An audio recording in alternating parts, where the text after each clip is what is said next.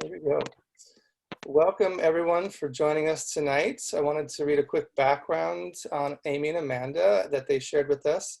They created a company called Authentic CEO, the website authentic.ceo, to facilitate a paradigm shift in the corporate world using consciousness tools to amplify success and create radical happiness.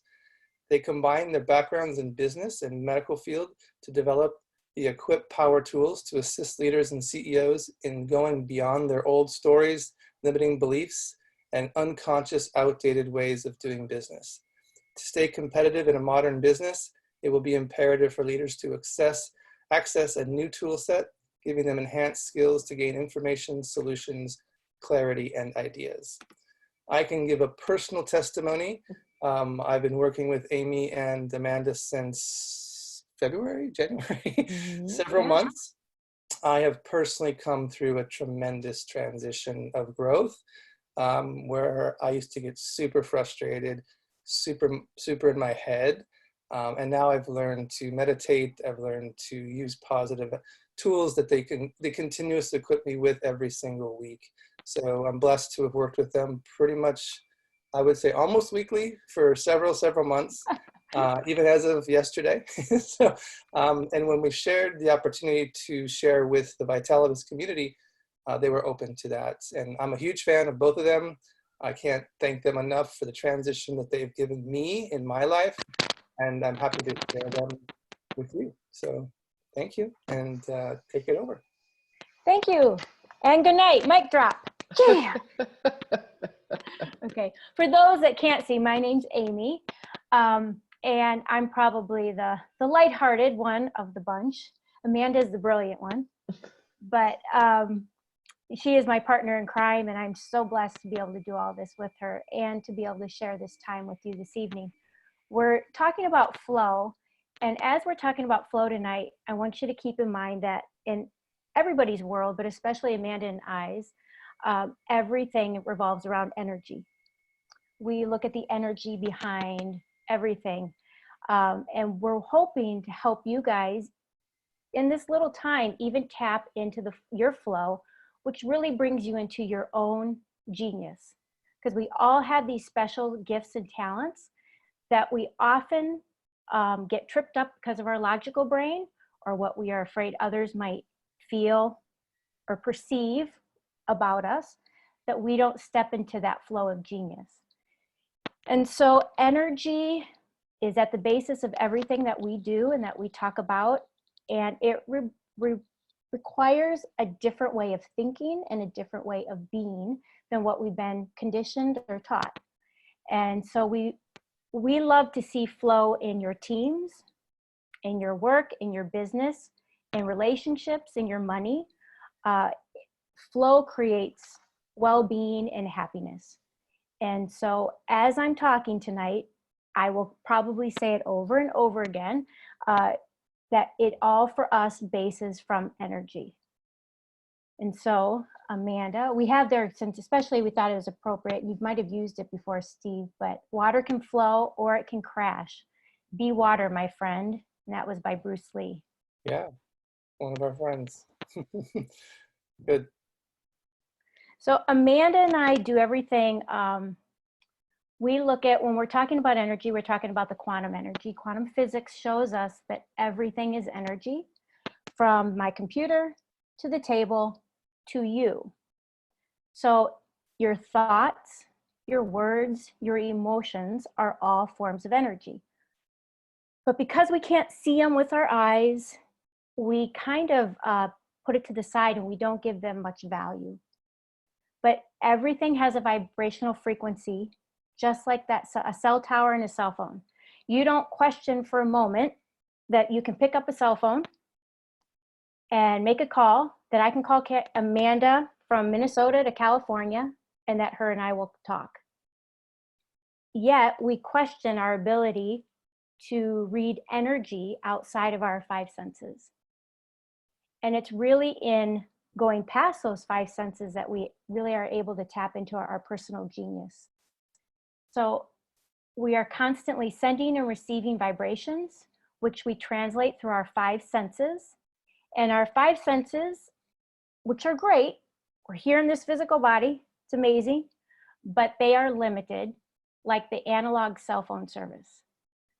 So when you understand that the universe is energy and frequency and vibration, including you, life becomes harmony, and you learn to tap into this flow of energy. And life does become a lot easier, lighter, and for me, a hell of a lot more fun. And when Amy says that it's all energy, she is literally saying it from a physics perspective. I know there's this idea of this sort of woo, it's energy and thoughts are things and stuff. We are literally talking the fact that you can walk into any major hospital and find an EEG that will literally measure the brain waves that are coming out. You can have relatively rudimentary instrumentation these days that measure just the amount of energy or electromagnetic force that is coming off of just your body processing, and the amount of electricity that's going through, right? All the neurons that are firing. We look at things that we can measure when they're related to ourselves with like a mystical magic to them. And we suddenly think, well, how could I possibly, know what somebody's thinking? That's all in their head. Yet we've seen time and time again that, you can measure exactly where in the brain lights up. And even with an fMRI, I don't know if you're familiar with that, but it's a little more sophisticated brain tool, that we can know exactly what somebody's thinking from a conceptual perspective, because the energy wave of every different thought, whether they're thinking about a horse or an apple, the waves look differently from a scientific perspective. So Amy and I really look at this as, why is it that the way a cell phone works, or a radio works, or cable TV works, we don't think is weird and magical? Yet we can't see it. Most of you can't even see the cell phone tower from your house. The cell phone looks like a magical black box, but it all seems very reasonable and doable to us. And we didn't learn a whole lot of physics to get it, right? We just understand that this is a receiver that knows how to translate into sound and voice, and that a cell phone tower is emitting waves, energy, right? And that this can receive. And that they're able to find each other, which to me, and I'm an engineer by trade, to me it's the craziest thing that with the entire network of cell towers, that it actually knows how to find me where I am. That's more mystical than the actual ability to translate it, right? And so all we're doing is taking what we understand from a science perspective and relating it from things that we understand in everyday life, like cell phones and radios, a very simple form of energy wave transmission. And we're saying, let's go back to the days, because we actually used to understand this. We got rid of it during the Industrial Revolution, and there were reasons why, governmental power reasons why. But let's go back to understanding that these things are actually very simple from a physics perspective. The emotions you have are energy. The thoughts you have are energy. The words I say are energy. If they weren't, you couldn't hear them. It's a very simple concept. So I just wanted to interject a little in case any of you were thinking, woo, energy, like they're all very woo. And they all, have the mysticism of it. That's great. I love when things are, creative and fantastical. But I wanted you to know it's also just very literally simple in middle school science. If you remember looking at a wave that has a frequency and an amplitude, we are literally talking about that type of energy. And you know that anytime electricity flows, there is energy, right? E equals MC squared. Even those of us who are not scientists and don't even know what the letters mean have heard that over and over again, which is Einstein's energy equals matter times the speed of light squared. So that's saying every piece of matter, this immunity drops that I was taking because everyone in the house was sick. It's matter, it's something, it's tangible. So it is made of energy, which are just literally waves that can be measured. And if we can measure them, then we can start doing interesting things with them, which is what we want to teach you today. Okay, back to you, Amy. Yeah, that's okay. Since we only really rely on those 5 senses, it decreases our flow. We get tripped up. Now we feel the flow of energy. If you're having a great day, or you're engaged in your hobbies, you're with your friends or your partner and you're having a great meal and everything's going throughout the day, the flow of your life feels like you're on top of the world.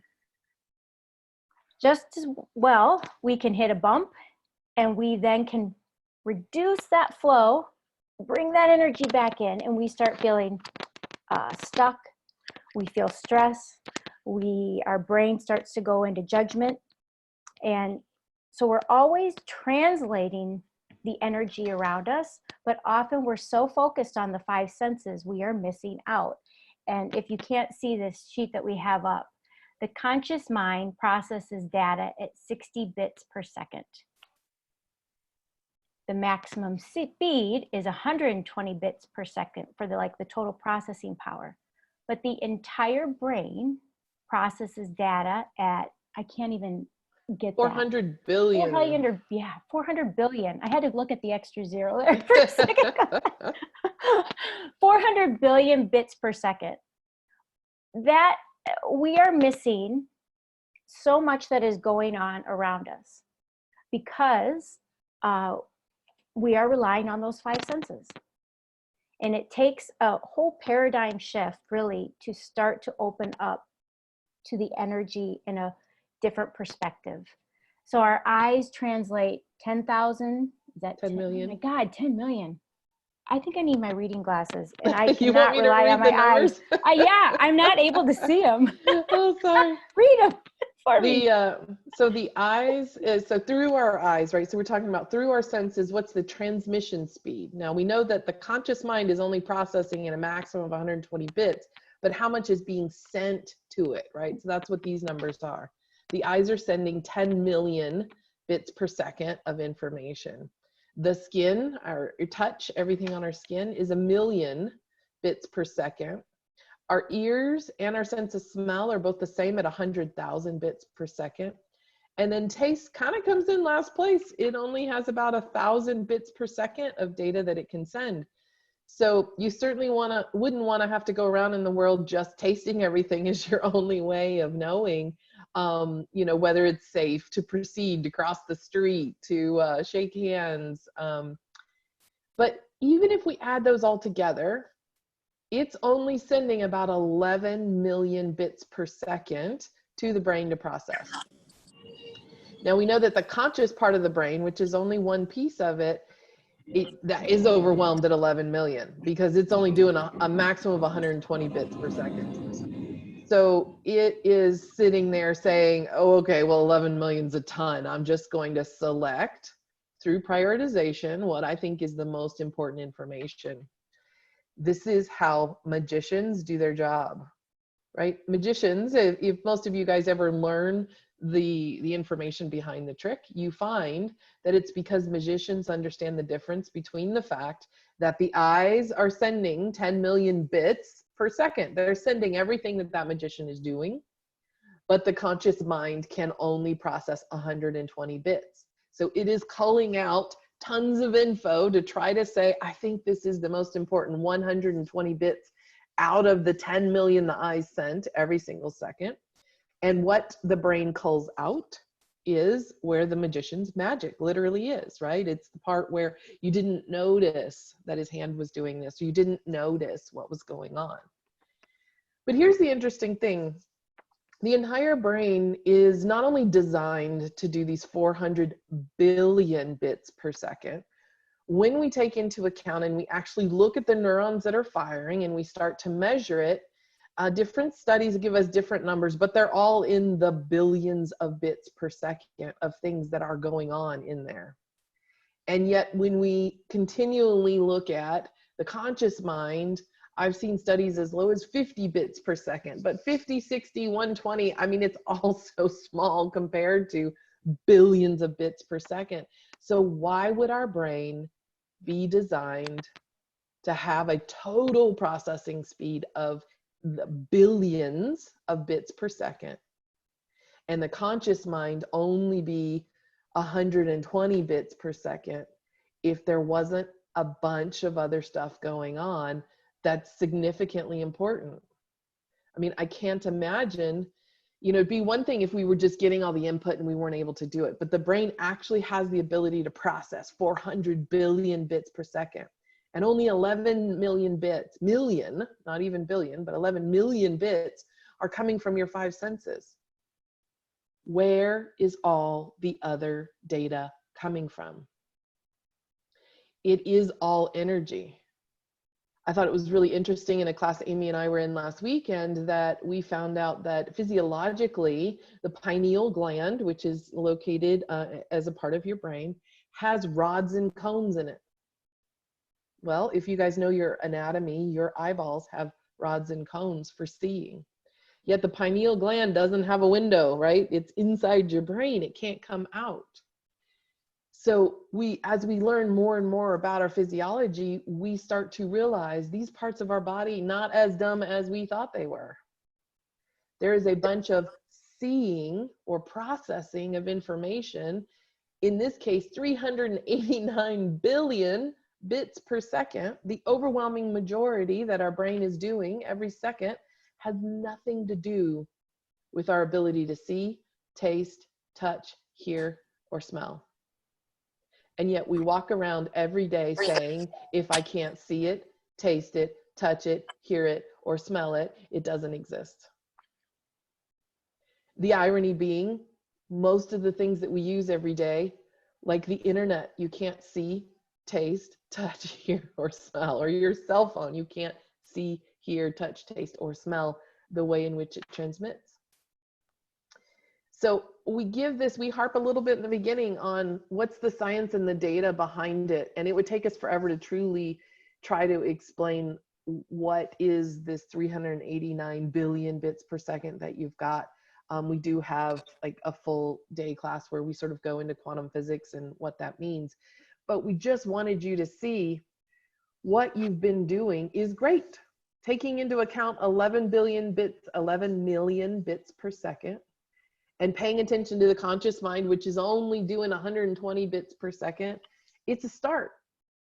But if you've got a chance to work with 389 additional billion bits of information every second, don't you think your life would be a lot easier? I mean, maybe in there's the winning lottery numbers. I mean, I don't know. I can only imagine that if I've only been dealing with 120 bits per second because I've been so focused on the conscious mind, or maybe 11 million bits per second because I've figured out that there's more beyond the conscious mind, but I'm still very 5 sensory. You still are several orders of magnitude, not just a 2x, a 3x, but orders of magnitude, 100, 1,000, technically we're at over 1,000x what you can do by using some of these tools that understand how to access the 389 billion additional bits you're getting every single second. So I won't harp on that anymore. We'll go to the next piece of, so how can we access that? What is the rest of our brain doing?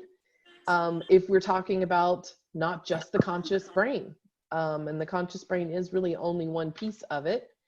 And so Amy, you want to walk us through what some of these brainwave states are that help us understand the non-conscious areas?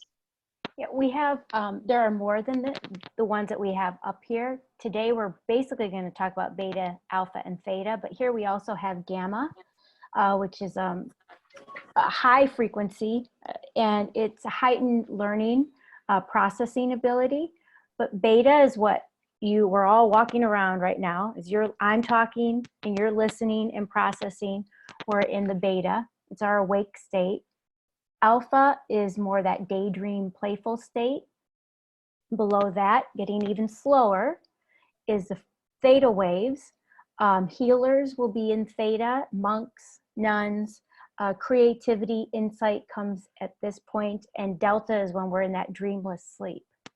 And so first we'll talk about beta, which is what we are taught pretty much from the moment we especially go to school till now, that it is the most important area of our lives. We don't say beta, beta, beta, but beta is our logical brain. Beta is our thinking mind.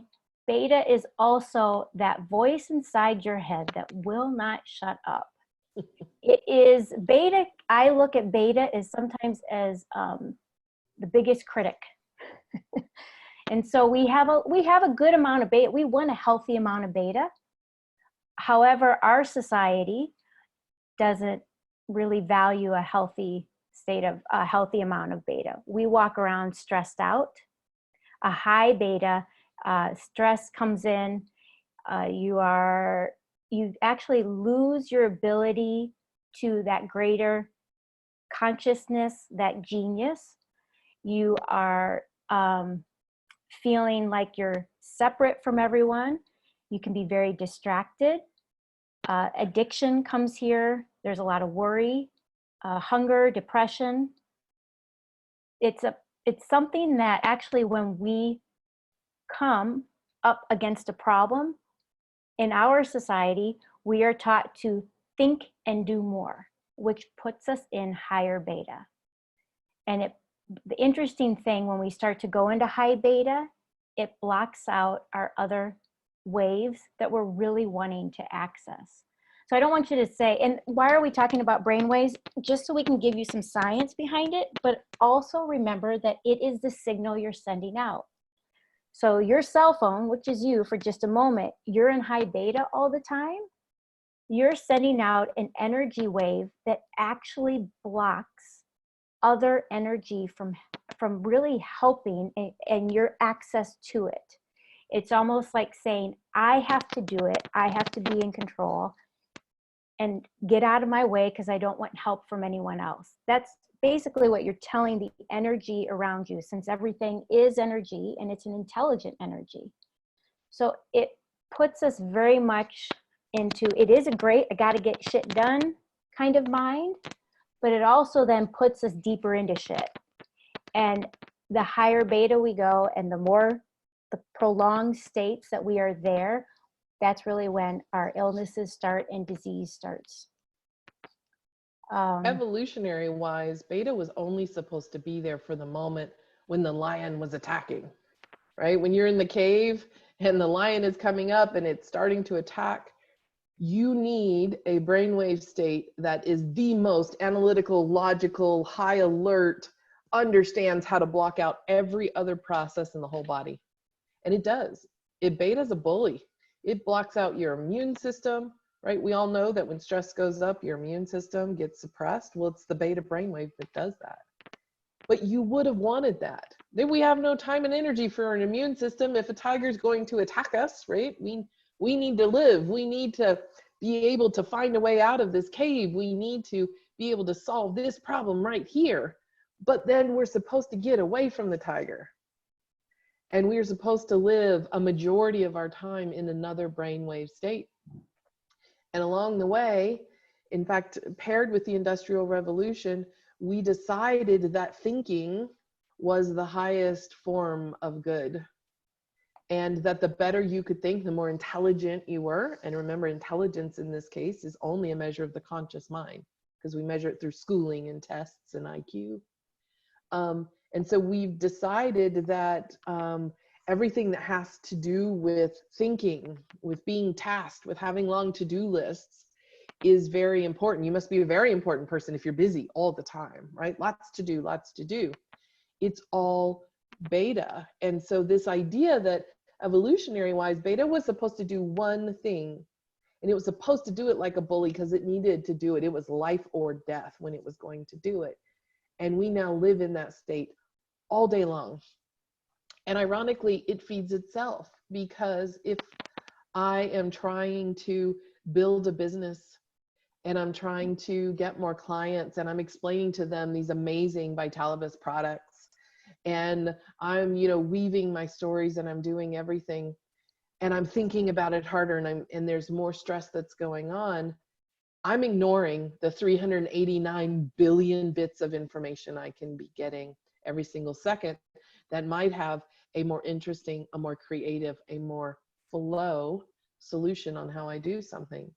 And because I've ignored that, maybe my business doesn't grow at the rate that I wish, or it feels like it's a lot of effort. And so that means I need to think harder. I need to do more, which puts you in more beta, which gives you less access to information, which makes you work harder. So we've accidentally gotten into this beta trip cycle that we were never physiologically designed to be in. And it's not even, ironically, the most intelligent place to be. 120 bits per second. Like, how exciting is that? Back to you, Amy. Sorry, I get excited about this stuff. Yeah, no, we'll tag team. We usually tag team. So she's high five, Amanda. Tag, you're it. Okay, alpha. This is probably my favorite. I think Amanda's is theta, but I love alpha. Alpha is the daydream state. It is flow with creativity. It increases performance. It is the playful state, and it's an awake state. It increases your problem-solving ability. It is the bridge between our conscious and our subconscious. It's as you close your eyes and you're just drifting off to sleep. You're just getting, it's before you're conscious, but you're tired. Your brain waves are slowing down. You're actually getting greater access to more information. It is the state when Einstein would solve problems. He would come up with these amazing theories, and he would go out and he would talk that the answers would come to him when he stilled his mind and was walking in nature. He would have started to go somewhere between an alpha. I don't think he probably would have been in theta. Theta is a little bit more hard to bring back, but he could have been. It would be maybe a balance. But he accessed his genius when he slowed his brain waves down. And so we give you a couple ways to do this.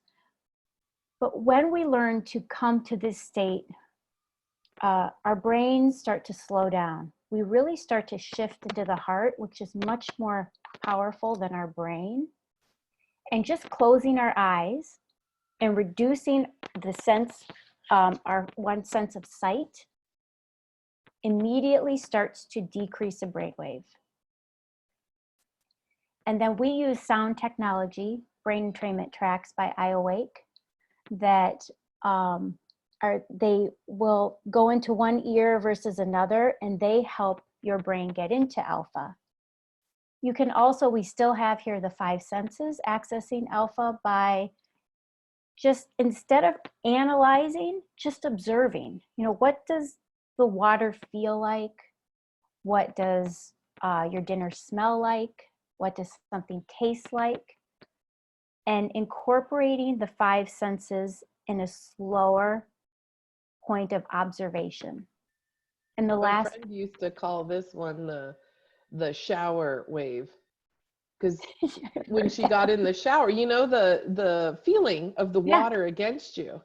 And a lot of us give ourselves permission that when we're in the shower, we don't have to be doing anything else.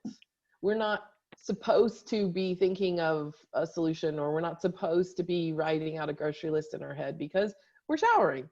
And so we give ourselves permission. We literally step into a space, right? A shower that's different, but then we feel the water against the body and we focus on that sense in that moment. Some of us even breathe differently, which is the next thing that Amy go ahead. You talk. No, you talk about the breath. So the being in the shower, and my friend would always solve all of her problems in the shower. So she was never a let me sleep on it. She would say, let me tell you tomorrow. And if you knew her well enough, she'd tell you why. It was because the answer would come in the shower. Because the shower was that alpha wave to her. She'd given herself permission to not have to think and analyze. So beta was set to the side. And then she was focused on the beauty of the water against her body, and just being able to focus on that sense allowed her to enter into an alpha brainwave. And then whatever she'd been mulling over, we've all had those moments where the answer is like, oh, it just came to me, right? It just came to me. That's alpha, right? It's not because we thought harder or we analyzed it out. It just came to me. And we hear over and over again inventors and scientists who talk about the answer to something major just came to them. I think, I forget who it is who talks about shaving in the mirror a lot. So I think, you know, if I was a dude, that might be, you know, a very sort of meditative, because it's a very focused thing, right? You are focused very much on the skin and the repetitive movements, right? It's almost like a Zen garden on your face that's going on, or the shower moments here. Of course, breath is certainly something, if you guys have ever tried to take a meditation class or something, they always start with the breath and focus on the breath. Well, there's an interesting thing. Again, I like to mix in the science of it, that most of these places, there's one thing that is happening because you are focused on the breath, right? So I'm very focused on this sense, feeling the air come in, feeling my belly rise if I'm doing good belly breathing, you know, feeling it contract. But there's actually some physiology that's helping you out. Most of these techniques all have you breathe in through your nose. And some do out through the nose, but most do out through the mouth. And the reason is there's actually little cells inside your nostrils that produce nitrogen oxide gas, which is a very relaxing gas. So you want to breathe in through the nose because there's none in your mouth. So if you breathe in through your mouth, you just get air. But if you breathe in through the nose, your body is actually mixing in some nitrous oxide, and that is helping you to relax a little, to calm down a little. There's actually an exercise where you can make a buzzing sound, zzz, or anything that's very vibratory here. It may be, and I don't know that this is true, but it may be why a lot of the monks chant Om, right? If you do that, it vibrates all the way up here. And that vibration makes that nitrous oxide mix even more with the air in your nose, which makes the cells produce it faster. So you can actually, there's this research I found where they found that your blood was oxygenated 15% more just through breathing through the nose than the mouth. That's without the buzzing sound. I found another cool fact to add to this. It's not even in our sheet. That last weekend, I was talking with a doctor, and they said the nerve endings that are at the bottom of your lungs actually have feedback to the brain that tells it to relax. And the nerves that are at the top of the lungs have feedback to the brain that says, time to go, gotta fight or flight time. We're doing things here. So when you shallow breathe, again, it's not just about are you going through the nose or the mouth, but imagine you're a mouth breather and a shallow breather. You are telling your body over and over again, we've got to go, we've got to fight. You're doing the soldier breath, which is the let's go people, right? When you deep breathe through the nose and into the belly, you are not only using the nitric oxide to relax you, you are using the nerves that are at the bottom of the lungs to give feedback to the brain to say, this is all good. It's time to relax. It's time to allow alpha to come through.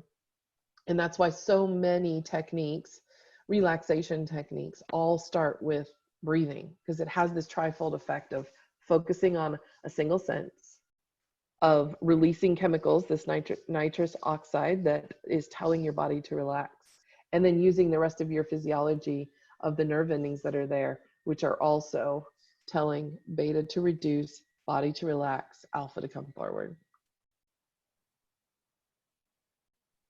The other thing that's starting to happen as we go into beta and theta is you have to become present. The beta mind thinks about yesterday, and the beta mind thinks about tomorrow, and it obsesses over yesterday and or tomorrow. When you start to slow down the brain waves and get into these other states, you have to be present. You aren't thinking about tomorrow. You aren't thinking about yesterday. It is just in the moment. And when that happens, that's when this creativity, this genius starts to come through. And so the theta waves are, it's what we see, you'll see them, there'll be a stronger They'll be in healers, certainly, monks. It's a deeper meditation. It is before you are in that dreamless sleep, but it's also as you're drifting off to sleep, you feel very connected. There's advanced problem solving, intuition, deeper subconscious, the immune system, serotonin, endorphins, lower cortisol. It's very relaxing. It is restorative. Your body needs this to repair and heal, just as it does Delta as well. But they are present during the deep meditation. I sometimes, when I am in this state, I have trouble bringing back everything, which is okay. There's a lot that feels like it's happening, but I don't remember all of it. And yet what comes back with me is typically pretty cool, and answering to questions that I would not have had the answers to. It said that a sense of deep spiritual connection and unity with the universe can be experienced at Theta. It is often found with long-term meditators. And if you aren't used to meditating, it can be difficult to calm the mind. I don't know that the mind's ever completely quiet, but to get it to take a back seat. And it is just like lifting weights or running, it does take practice. We use, again, sound technology to help people that don't meditate with these brain entrainment tracks to help them get into Theta faster. There's a deprivation tank, which I have never done. I don't know if you have, Amanda. Have you done that? I actually got a visit to a local place as my birthday present last year. And did you do it? I haven't done it yet, but I'm so excited because I love water. I love silence, and I'm not claustrophobic at all. So I'm super excited. Okay. So this is the other thing that is we're talking about a flow state. When we have an issue come up in our lives, remember, it's energy.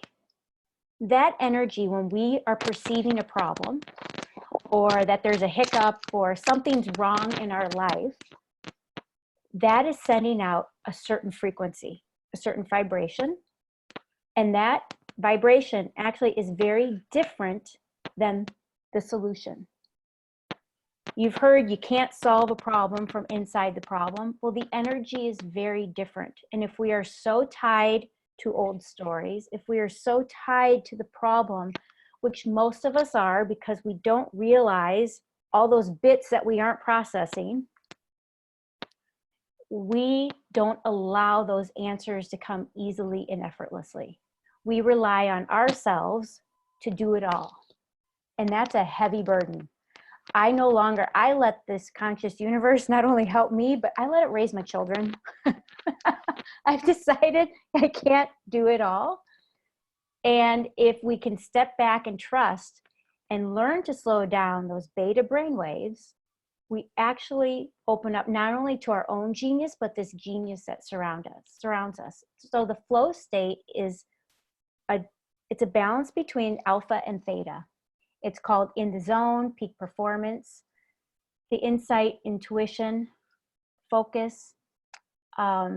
It's recognized as the zone, and it is between the conscious and the subconscious.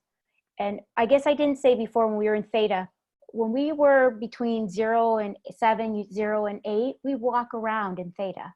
Our subconsciouses are being programmed because we don't have the ability to reason.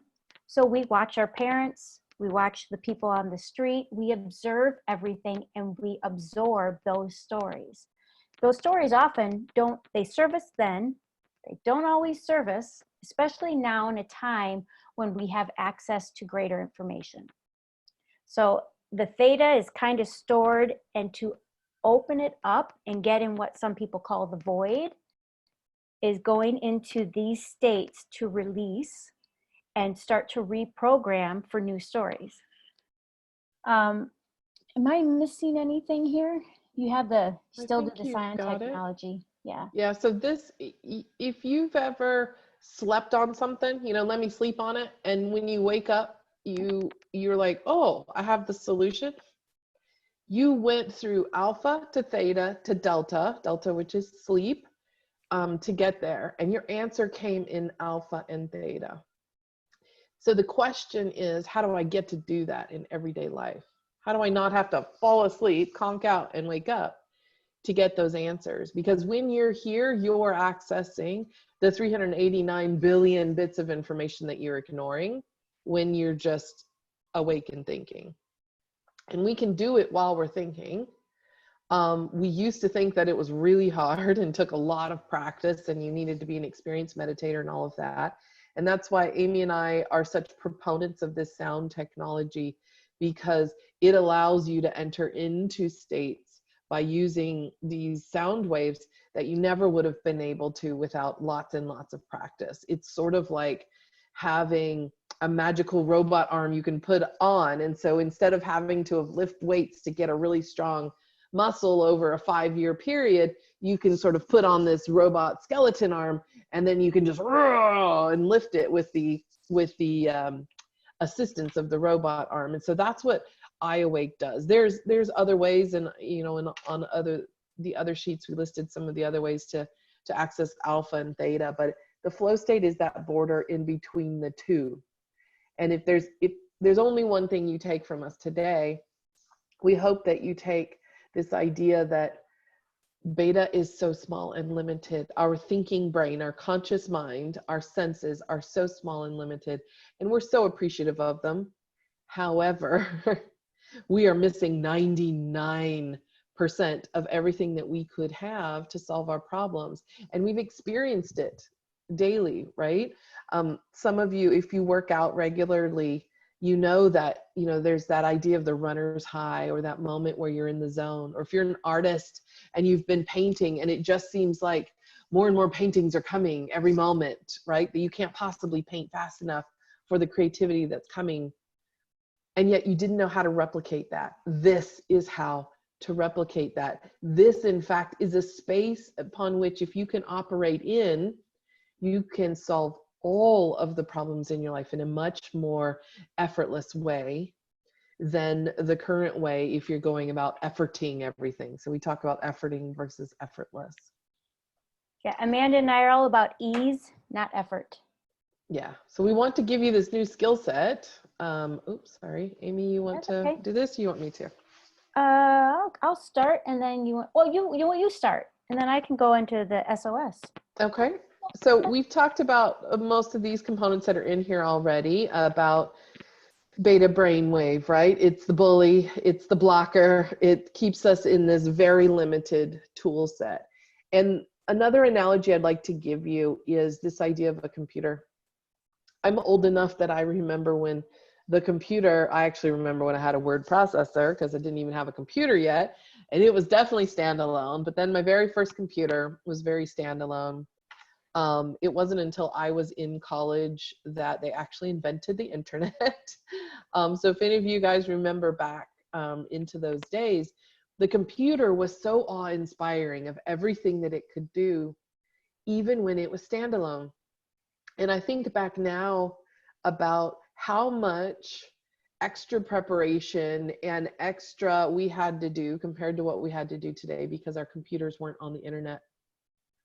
And then I even think about, well, they were on the internet, but they weren't portable. So if I go back to, let's say 99, and I was working in technology, I remember MapQuest, right? And you had to know where you were going before you left the house, and you punched in the address and you printed out your directions on how to get there. You couldn't be out and about and decide to take a detour. You couldn't have real-time traffic information that rerouted you, and so even if you're not as old as I am, just thinking back, in the last 2 decades, the amount of access that an always on internet connected device such as a phone has given us, it's given us a ton of freedom.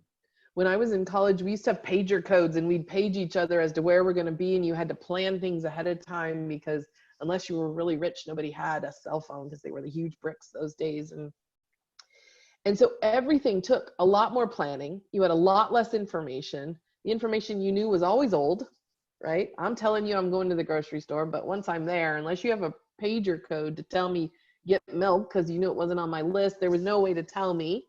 If I got stuck in traffic, I really had no way to get back to you that I wasn't going to be home when you thought I was, right? So it's not that we didn't have information. It's that we had such a small amount of information and it was so old that it didn't help us in a real-time rich way.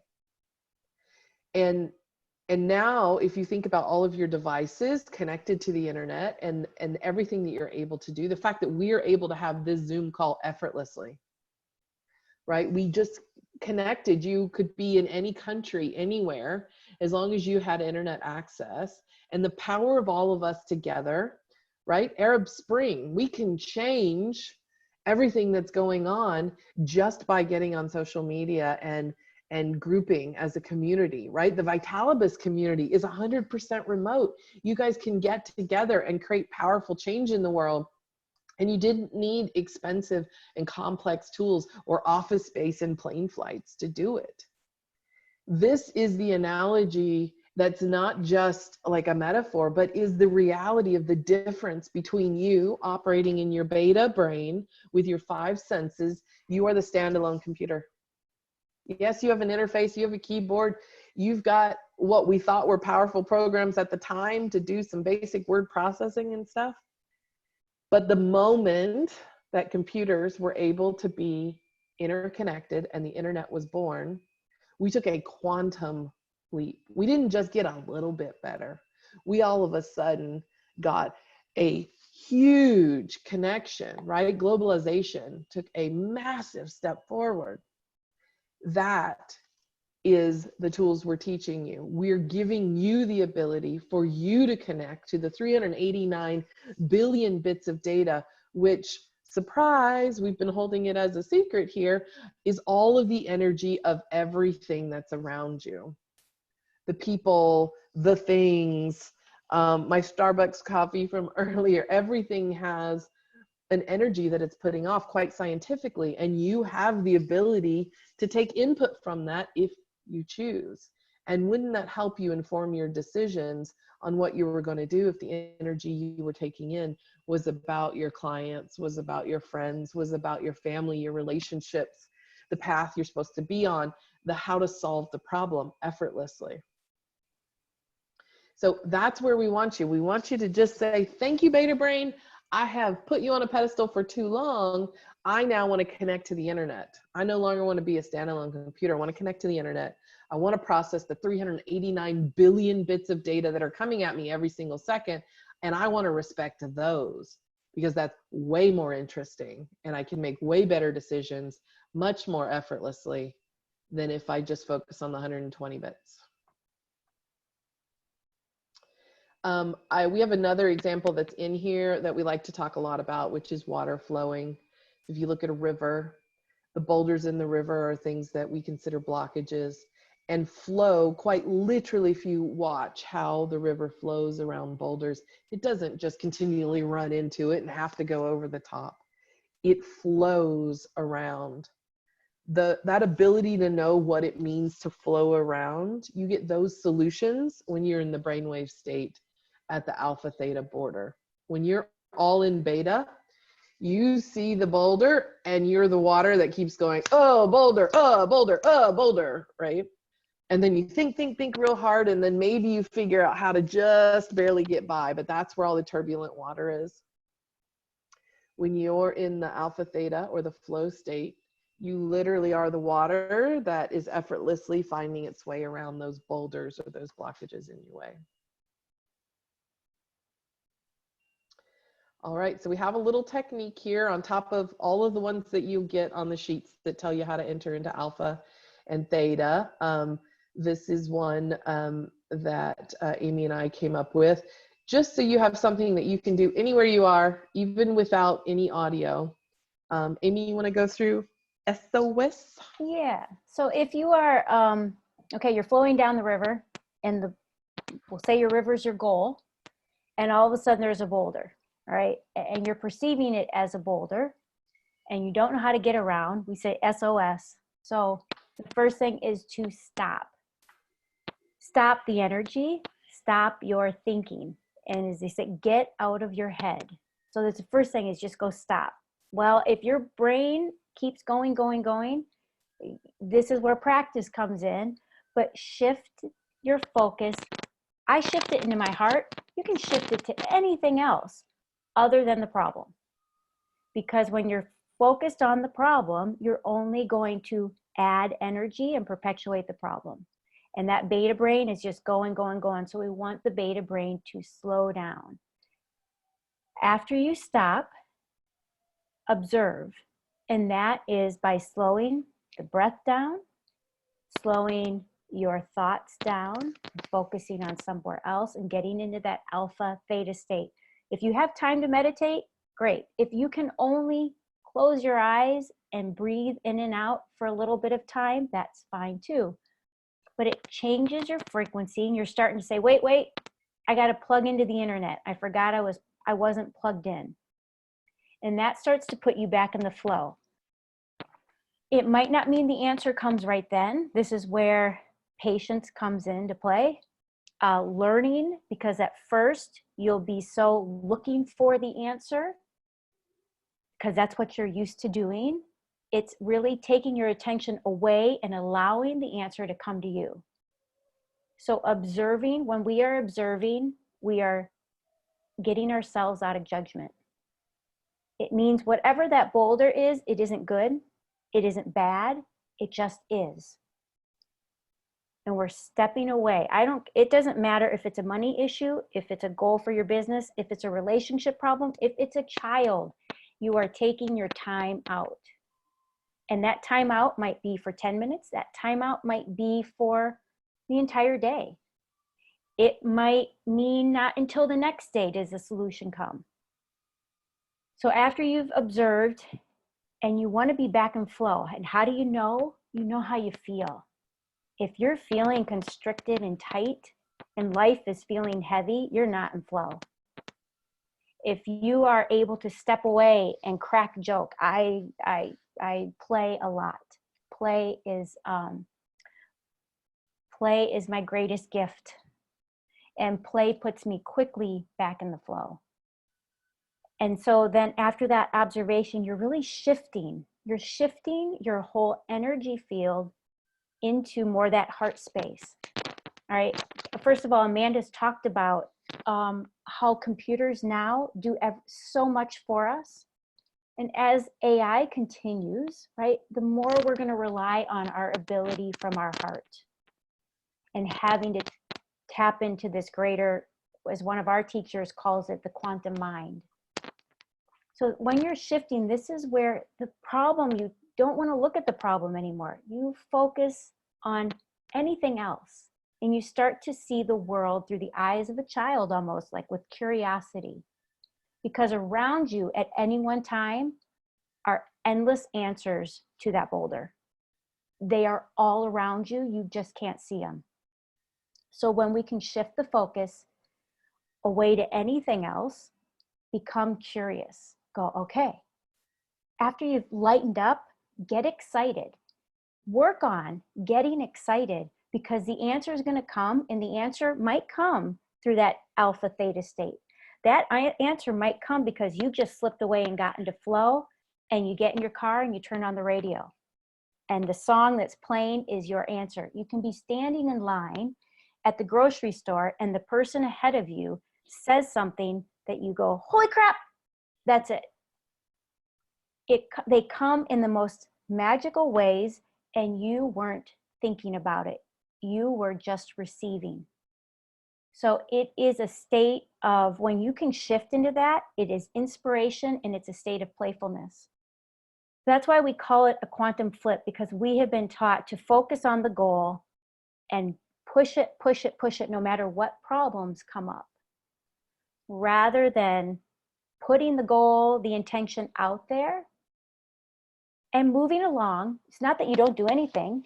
You're checking along, you're excited, you're taking inspired action, but the minute you feel the energy shift, because you're tired, you're wore out, you're getting headaches, your body doesn't feel right, you're getting clues continuously from yourself and from the universe to slow down and give it a chance to work for you. So flow allows us to dance between, I think it said doing and being, doing and being. No, that's okay. And it creates, when we're in flow and we can live our life in more of that flow state, it really is our key to happiness and well-being. And I think, and Amanda, you keep going, but I don't know how much time, Steve, you want us to go. Yes, this is just a summary slide we've got here of what happens physiologically when you're in the flow state, right? So a lot of what we've talked about is how to get there and the tools that we have. But if you're interested in physiologically what happens, right, we've got a lot of the feel-good chemicals get released at that point, and more happiness and energy starts to come in as you're reducing stress. So I think Amy and I both have time to answer questions if you guys have any. I know it's beyond, so if you need to drop off, that's fine. You also have our information here at the front. I'll scroll back to, feel free to email us any questions you have, and we'll be happy to talk to you. But I'd love to get your feedback as you guys maybe try some of these things, try some of the eye awake tracks, or try some of the breathing through the nose and noticing the difference in physiologically what's going on when you're deep breathing, when you're closing the eyes, when you're in the shower in the morning. You know, what are these moments that you can take the flow state that you naturally do and expand them out to the rest of your life? Because ideally we'd love to hear that you're able to achieve that flow state 80 or 90% of your day rather than 1% of your day.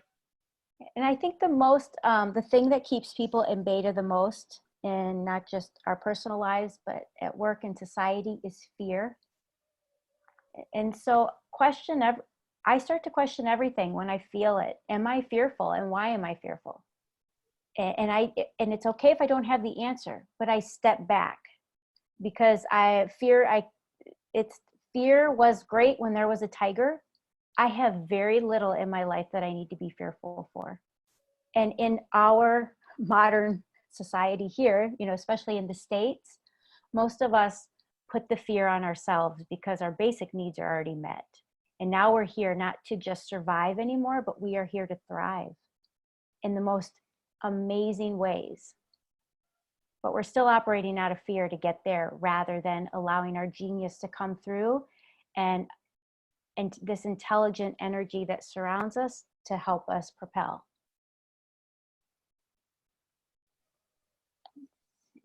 Thank you everyone for having us. Steve, Yeah. Are there any questions that you saw come through chat? I didn't see anything come through chat, so if anybody wants to unmute themselves and potentially jump on in, or if you have questions, you know, you have we'll post the video and we'll post that document, and you guys can reach out directly or go through customer care at vitalibis.com. But if anyone wants to unmute and ask questions now, we'll take those. Otherwise, we can adjourn, whatever makes sense for you. Yeah. So. If somebody has a real life problem, it's kind of fun to help you hear, so you don't have to go home and think about it. Think. But how it applies to your business or home life. Hi, this is Heidi. Thank you both for being on the call tonight. This was fantastic. Learning about it. Some of it was a little bit over my head until you explained it, which was fantastic. But one thing as a leader I get often is, and maybe you can elaborate a little bit more on fear.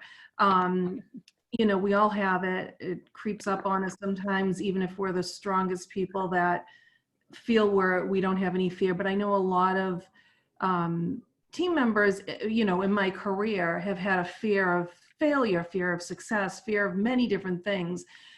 What would you say with that SOS technique would help them be able to overcome some of that? If maybe you can share, I don't have any specific examples because I've dealt with so many over the years. I just want to know how I can work better with my team. Amanda, do you want to start? I will. Okay. So fear's good, first of all, right? We want to respect every emotion we have because we needed it, right? That tiger's coming at us. We absolutely want fear. Now, do we need it in business, and does it help us solve a problem in business? No, because fear is all about enacting the body to go and to run and to stay safe, which rarely do we need to do in business, right? And blocks everything else out. When we actually literally look at the frequency of energy of fear, it's lower than a lot of others. And I have my little cheat sheet if you see me looking to the side here, just because I use my frequency chart all the time that tells me the frequencies of the different emotions. But here's the interesting thing. Below fear, right? So things where you would absolutely want to get somebody into fear because they're even heavier than that is shame, guilt, apathy, grief, right? Have you ever known somebody who had somebody die very close to them and they're in heavy grief? The moment they can even get out of that grief to get into the fear of, the fear of the unknown, I don't know what's next in my life, they're actually progressing, right? Fear is a higher vibration than grief. But, excuse me, fear is still pretty low on the list. So what do we want to look at that we want to shift somebody into to get out of fear? And of course, you can use any of the iAwake technology things that we put there, because the moment you go into an alpha wave or a theta wave, fear just doesn't even exist anymore. So all of that's definitely available to you. But I'm answering here as to what we haven't already talked about. So the very next feeling above fear is desire. So if you can get somebody interested in going after something so much, they'll actually overcome their own fear because of it, right? So if you told me, I have a fear of snakes, and if you told me that what I wanted was just on the other side of that snake pit, the chance that I am going to figure out for the moment how to overcome that fear to go get that thing I want is pretty high. It doesn't mean everybody will do it, but in business, we can often present, right? We do recognize a lot of feel of failure, right? And so we say, well, if you don't try, you don't fail, but you also don't ever succeed and get ahead. And so here's a bonus structure that we're going to put out there, or here is some sort of carrot that we're going to put out there. I'm not a huge fan of the stick side of the carrot and the stick, but on the carrot side, if you can give them a carrot such that that carrot is more interesting than overcoming their fear. And even if it's just self-mastery, it doesn't always have to be a carrot that's tied to money. Desire is above it. Anger is above it. If you can actually get them angry at the situation, right? At what's going on. This is insanity that I'm not able to meet my goals this quarter, right? I'm angry. And this is something that sports teams use a lot, not the professional ones as much because they've gotten a little more sophisticated. But when you look at like high school sports teams and stuff, right? We're gonna go kill the competition. They're trying to get this sense of community, but they're using anger together to get people to overcome their fear, the fear that they're gonna, if it's football, get hurt or something out on the field, or fear of losing. Pride and courage are the next set above that, right? So the ability to build community will also get people over their fear. Community pride, right? Courage, often with mentorship, right? You can encourage courage. The next above that is neutrality. Neutrality is often something that somebody ends up passing through on the way. I don't know that I have a lot of tools on how you actually encourage neutrality. Amy and I actually teach it a lot, but we teach it to people who have been on both sides of the frequency scale, above neutrality and below neutrality, such that they can understand the value of neutrality. It's a little hard to teach up to neutrality, but above neutrality, because that's you can teach up to, is willingness, acceptance, reason, and ultimately love. And there's a few joy, peace, and enlightenment that exist above that. But if you're in a place, and this is very Vitalibis related, because when we're talking about joy and love and reason, these are some of the basic principles of Vitalibis. And your example may not be Vitalibis specific, but for any of you guys that are working on something where you know that cause is genuine, then there is love behind it. And the moment that you can unite people around that love, either inside of their family or inside of that work environment, right?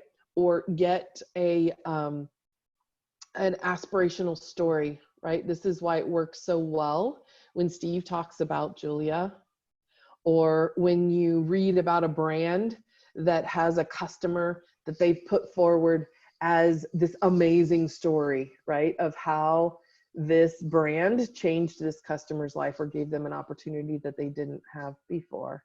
It's because we all want something better, and love is actually a pretty high vibration. And that love can overcome any fear that's there without directly operating on the fear. And so this is the last piece I'll say here before I turn over to Amy to add.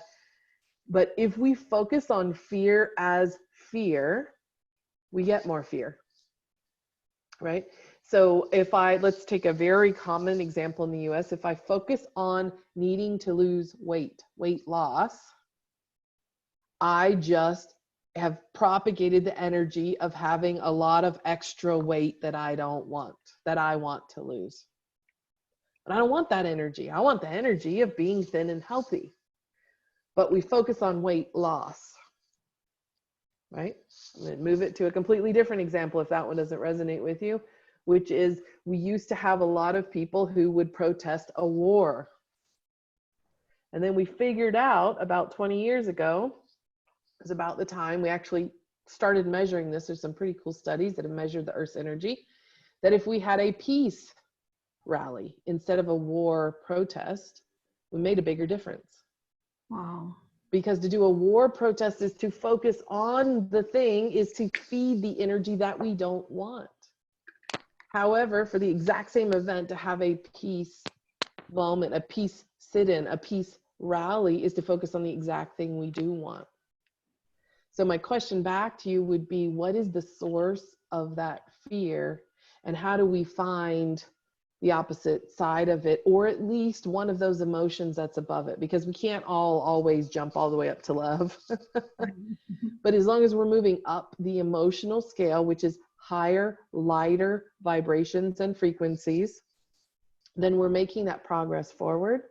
But always focus your time and attention on the solution or the place that you want to be. Never focus on, I want to undo fear, I want to remove fear. All you're doing is propagating the energy of fear. Wow, thank you. That's powerful. I never looked at it that way. This is really good. Thank you. You're welcome. Yeah, and I'll add that with that SOS, what you're doing by stopping is stopping the thoughts so that you can focus on something else. Often it's even, if you can't get past the fear, just to say, I am creating this fear, and just accepting the moment as it is. Because there really, unless there's a tiger there, there probably isn't a lot to be fearful for. And so when we are creating the fear, actually, we are in that beta brainwave, and we aren't thinking about the moment. We're thinking about tomorrow or a year from now, or making the money 10 years from now, or retirement. If we come back to the very present moment, unless that tiger is there, or a speeding car is in the middle of the street and you're in the middle of the street, there's probably nothing to be fearful for. And so, as we talked about earlier, if you can focus on, you say to yourself, I focus on the solution. I focus on the solution. Because your brain's creating the fear, the vibration will change and the answers will come, or give you the ability to see it from a completely different perspective. Wow, And I'm thank you. happy to add a personal example if you like. I used to be a very controlling person, very type A. I've been the CEO for 17 years, so it served me well. I thought it was a good thing, until I started doing a lot of this work and realized how limiting it is. And when a lot of my fears come up, they are usually around control or money, things that are pretty common to people. Like, I want to know the outcome. If I already know what it's going to be, in a month or two, then I'll already know. And so if we take money, for example, I don't know if starting Authentic CEO is the right thing to do. I had to step down from a very successful software company to decide to do this with Amy, because I knew otherwise I wouldn't be able to put enough attention on it. And is that the right financial thing for me and my family? And I've got 3 kids and I've got this and that, And so there's a lot of fear around it. And every time I look at my fear, I say, and so then what?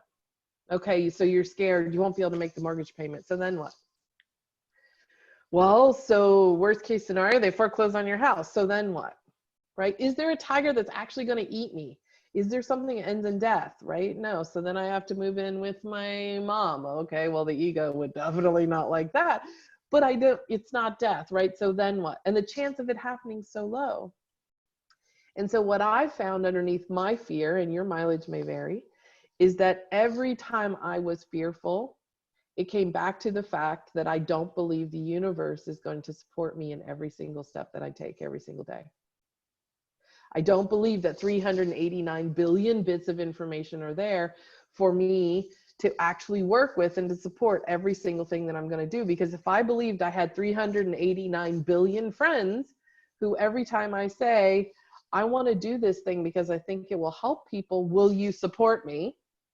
If I believe they all said yes, I couldn't possibly have any fear.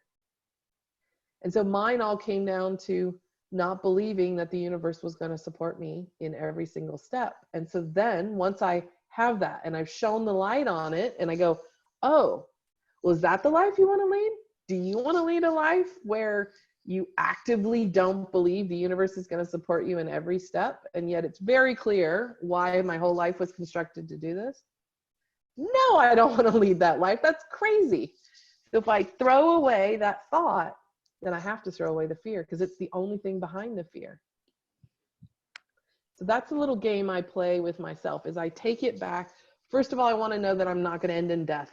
So I say, and then what? And then what? And then what? Until, yes, the ego doesn't like it, but I've moved in with mom and, and whatever has gone on, right? Fine. Okay, we're not going to die. Now let's go to what's underlying the fear. And it all usually comes down to some one thing that then you can ask yourself. If you're repeating that to yourself, you're creating that life. Is that the life you want? And if you decide no, throw it away. Then the fear has to go away. It's not possible to coexist without its underlying issue. Yeah, Steve's heard us say that we kind of operate under a lot of society operates that life is happening to them, and that's very much victim.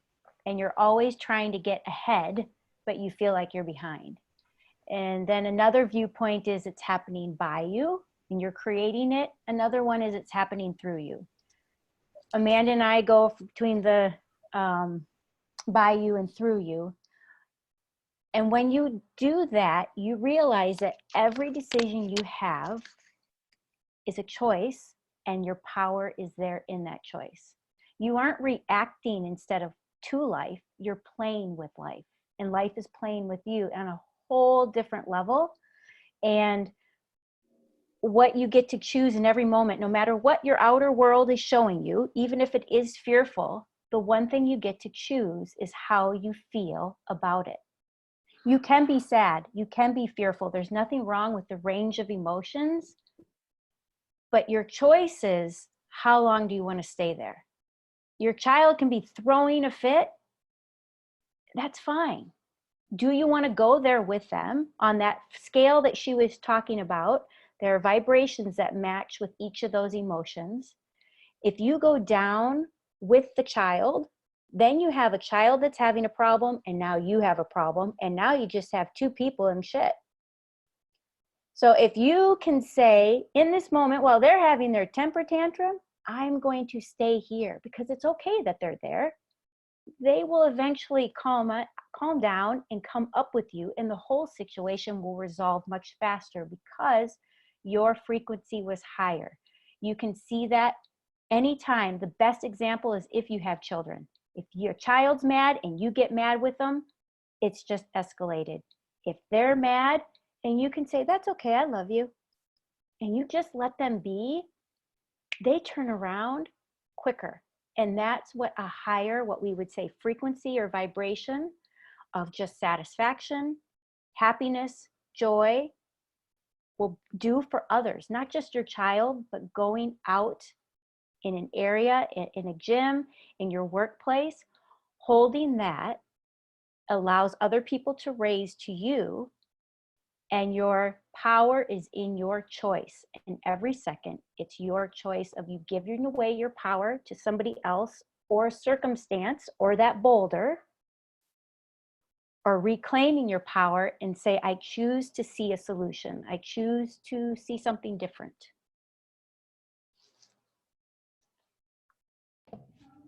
Thank you. Thank you. Amazing, amazing stuff, ladies.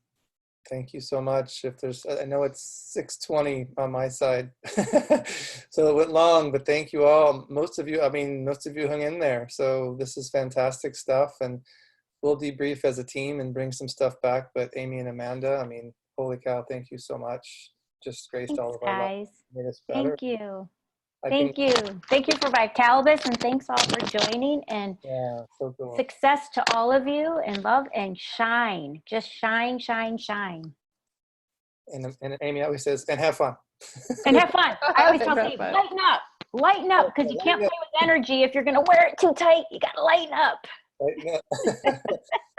All right, well, we're going to end there just time-wise and everything, and I got to go pick up a daughter too. So thanks again. We'll get that document. We'll post the stuff out there. We'll get some feedback from everyone, but gosh, what amazing time. Thank you so much for that. And Thank you. until next time, right? Okay, thanks. Thank you, everyone. Bye-bye. Bye. Good night.